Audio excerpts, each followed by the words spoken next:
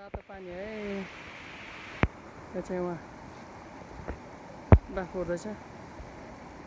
तातो पानी नुहाउन आएको यस्तो रहेछ। तातो पानीमा बाफ हुँदैछ।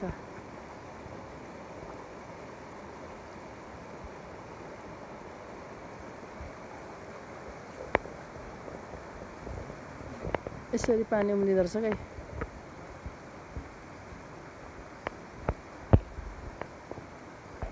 यता बढी धुवा आउँदैछ आज। ओ माथि हाम्रो मम्मी आउनु हुँदैछ। आमा एकछिन है भाइ, म यहाँ भिडियो बनाएको। अनि यता चाहिँ कुन खोला हो? यता खोलाको पानी पनि अलिअलि मिसिँदो रहेछ। खोला चाहिँ माथि थियो अरे, अनि अहिले चाहिँ खोला उता हाइड्रो पावरमा त्यो बिजुली निकाल्नु उता हालेपछि यो पानी सुकेर यता तल झरेको अरे। माथि थियो रहेछ व्यवस्थित तरिकाको धारा बस्ने भएको। अहिले हामीले चाहिँ दुःख पायौँ क्या। माथि टिमुरीमा बस्नु पर्यो, हिँड्दै आउनु पर्यो, गाडी छैन। बिहान बिहानै यसरी आमा हिँड्दै हुनुहुन्छ।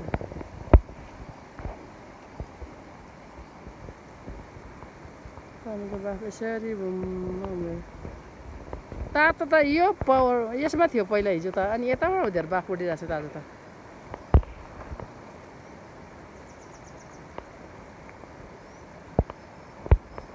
पानी उम्लेको देख्नु होला नि यहाँनिर कसरी पानी उम्लिन्छ। यहाँ त यता हाइड्रो पावर रसुवामा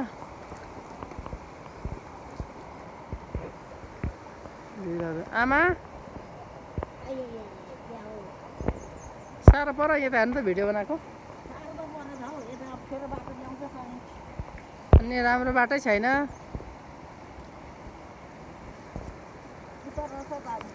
खोइ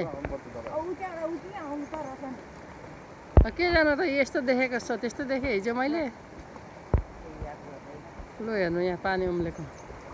तातो पानीमा पानी उम्लेको। माथि चाहिँ धाराको व्यवस्था थियो रहेछ, बस्नेको व्यवस्था पनि थियो रहेछ। अहिले पानी सुकेर चाहिँ नभएको कारणले चाहिँ अहिले पानी चाहिँ यता, अनि बस्नेको व्यवस्था पनि छैन रहेछ अहिले चाहिँ।